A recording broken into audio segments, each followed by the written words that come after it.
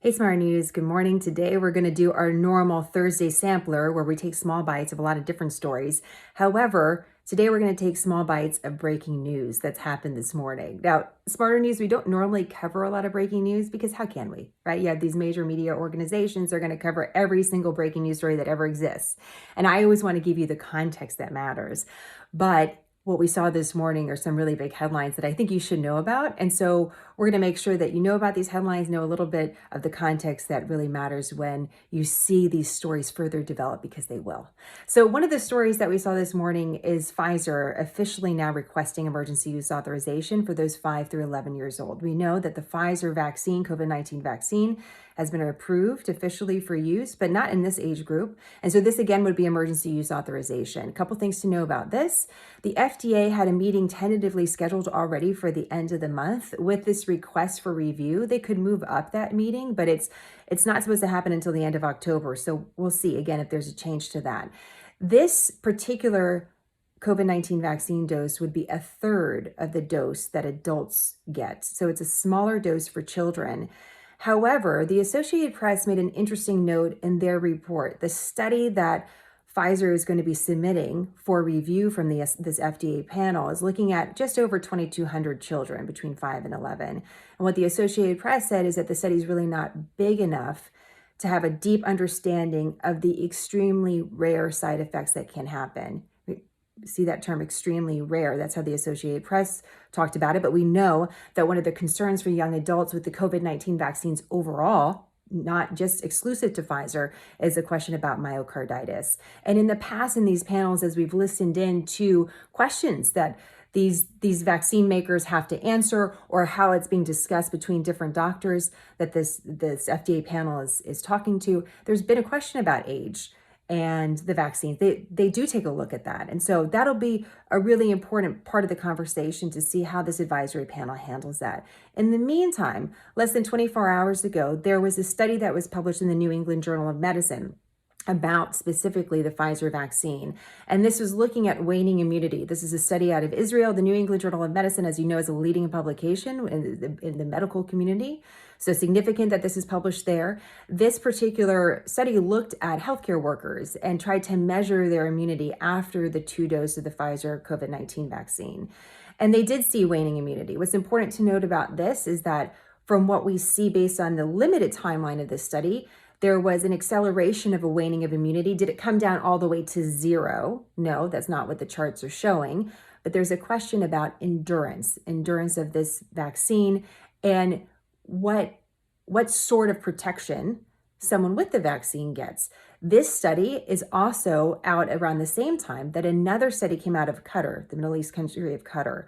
And that study also showed waning immunity. It still showed low rates of severe cases and hospitalizations for those that received the vaccine. So that's important. But taking you back to this Israeli study, I wanted to point out this one line that I thought was key. It said, overall, the accumulating evidence from our study and others shows that long-term humoral response, so antibody response and vaccine effectiveness in previously infected persons, were superior to that in recipients of 2 doses of vaccine. So what the study is saying is that people with previous COVID-19 infections and the vaccine had better immunity than those who just had the vaccine alone. One thing to note about immunity real quick before we leave that and leave Pfizer and all of that. One of the things I've learned in the last 2 years now is that immunity is really complicated. We tend to focus just on antibodies because that's the easiest thing that we can read, where you can go get a blood test and it's fairly immediate. But immunity is complicated. And so in order to have a complete conversation about immunity, we have to talk about more things than just antibodies. Okay. All right. Let's talk about a story that we talked about yesterday, which was what's going on, China, Taiwan, and the United States. Now, remember, there's a meeting just happened on Wednesday between one of the top national security advisors to the president and his Chinese counterpart. This happened in Europe. What came out of this meeting, which was more friendly than in past meetings, was a summit between the Chinese president and the American president scheduled for some time, potentially, it's very loose, before the end of the year. That's a big deal when 2 leaders meet, especially these 2 leaders, the largest economies in the world, arguably the most powerful nations in the world, although Russia might have something to say about that. But yes, you know, really powerful nation. So that's one of the big headlines that happened over the last 24 hours. And then just this morning, the Wall Street Journal drops this: U.S. troops have been training or deployed in Taiwan. And that's notable because remember, the United States has diplomatic relations with China, and China considers Taiwan theirs. But as I talked to you about yesterday, we also support Taiwan and their quest for independence in different ways. And so did the Chinese know about this training? Now, this is only a Wall Street Journal report, so I don't have it confirmed elsewhere. But this is a big headline that's going to get a lot of attention and raise questions about the relationship of this trifecta of these three different entities: the United States, Taiwan, and China. And of course, the stakes are very high because the question is, if China was more aggressive in wanting to take Taiwan back into its fold, what would the United States do? And if there was military aggression, are we looking at war in that part of the world? Now, I want to correct something I said yesterday. This is really important. I said that China was sending planes into Taiwan's airspace. And I shouldn't have phrased it that way. I should have said they're sending more planes near Taiwan. I described that, you could look up and you could see fighter jets. That's not accurate. And I shouldn't have described it that way. I was trying to make it more real. But if China was to send fighter planes over Taiwan, that would be a really, really big deal. So I want to be clear that if that ever happened, it has never happened before. How do I know this, by the way? Sparrow News, we have some great audience members that live in Taiwan. See our reach? It's amazing. And they say, hey, by the way, really important that you're covering this. Thank you so much. But just want to be clear about that. We're not looking up and seeing planes. And so I don't want to give that impression. So that's important to know. All right, back here in the United States, there's been all this question about spending bills, right? And our debt limit. What's going to happen with our debt limit? Are we going to default on our debt? What you should know is this morning, it looks like lawmakers have some sort of tentative agreement about that. You're going to hear it described as the debt ceiling. More or less what this is our credit card limit. We all have credit card limits, right? You don't want to go beyond that because you're defaulting. And so that was the question. If we don't raise the debt limit, which is something lawmakers can do, then what happens next? It looks like we're averting that, but guess what? We're just delaying it. We're delaying it to the start of December, around that time period, which is exactly the same time period that we're delaying to for this spending bill and some sort of reconciliation over that would fund the government. So what does this mean? Thanksgiving is going to be a busy time. And this is moving all the arguments just a couple weeks away. So it's not over, but temporarily we have a little bit of relief. Guess what else is also happening in December? The Supreme Court is going to be is scheduled to be hearing a really important case about a Mississippi abortion law that's gotten a lot of attention. And I'm mentioning this because we're also seeing action about a Texas abortion law, which is described as the most restrictive abortion law in the country. A judge just temporarily halted that law and suspended it.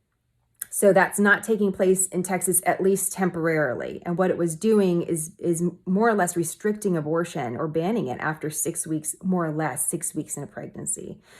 The enforcement mechanism of that law is very different than the restrictive Mississippi law. And here's what I want to just talk to you about in abortion in general, because this is really important. Over the last several years, we have seen movement in the country to do two things: either expand access to abortion or restrict it. The restriction has gotten a lot of attention because states have attempted to pass restrictive laws, and almost all of them have been halted, except for Texas, because it's a little bit different than these other laws.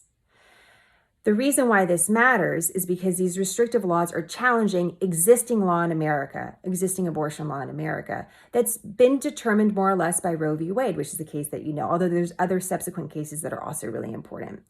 One little tip that I've learned, and this is really critical for understanding what's going on now, but also understanding abortion law as it stands. And the Associated Press wrote it this way, said that the Mississippi abortion law guarantees a right to an abortion.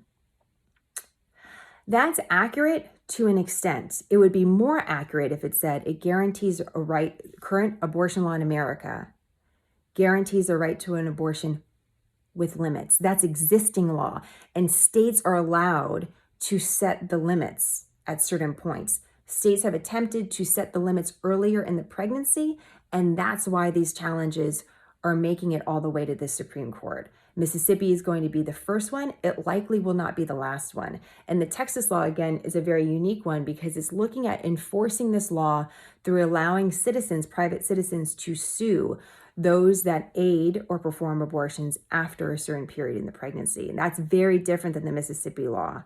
While the Texas law was allowed to go into effect and be halted, the Mississippi law and others was never allowed to go into effect because right away there was a legal challenge. And now we're going to see, this is very high stakes. Planned Parenthood, obviously in advocacy with one side, he has one side of the story, one point of view, says that at stake with these challenges and these legal challenges to existing abortion law, more than half of U.S. states could move to ban abortion if there was a change. That's their assessment of the stakes. Others would have a different opinion. I really want you to know that there's two sides to this story. I know it's a highly emotional issue, and it's dealing with complicated law. And that's why I have to be honest with you. It was only in recent years did I really understand that the right to an abortion that's often talked about in the press in that way is a right to an abortion with limits.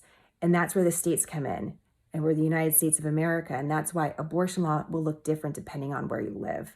And having a little bit of knowledge about that, I think, is helpful as you start seeing these different laws that are saying different things about, whether people have access or whether they don't. I hope that's helpful. We got through a lot of breaking news. How do you guys feel? Have a great day, and always more on all these stories on smartnews.com. I'll talk to you guys soon.